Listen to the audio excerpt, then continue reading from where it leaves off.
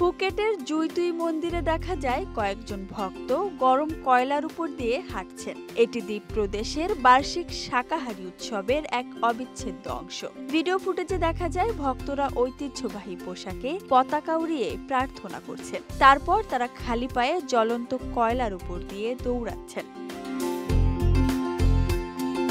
পরে তারা একটি পদযাত্রায় অংশ নেন, যেখানে একটি রথ সাজিয়ে হেঁটে চলেন তারা। কাগজের উপহার সাজিয়ে তা পোড়ানো হয়। তারপর জুইতুই মন্দিরে আবার ফিরে আসেন ভক্তরা। ফায়ার ওয়াকিং অনুষ্ঠানটি ফুকেট শাকাহারী উৎসবের একটি প্রধান আকর্ষণ, যা বিশ্বাস ও আত্মশুদ্ধির গভীর প্রকাশ।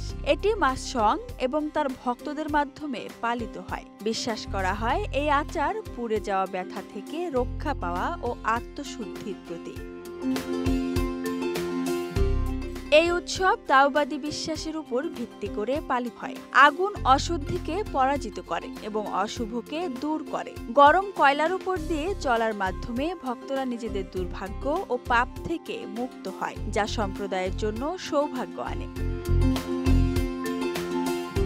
শাকাহারী উৎসব ৯ রাজা দেবতা উৎসব নামেও পরিচিত। চীনা ক্যালেন্ডারের নবম চন্দ্র মাসে এটি উদযাপিত হয়। চীনা বংশোদ্ভূত থাইল্যান্ডের মানুষেরা আধ্যাত্মিক শুদ্ধি ও সৌভাগ্যের জন্য ৯ বা ১০ দিন নিরামিষ আহার গ্রহণ করে। এটি শুধু আধ্যাত্মিক প্রক্রিয়া নয়, এটি ভক্তদের জন্য এক আত্মিক ও সামাজিক বন্ধনের অনুষ্ঠান।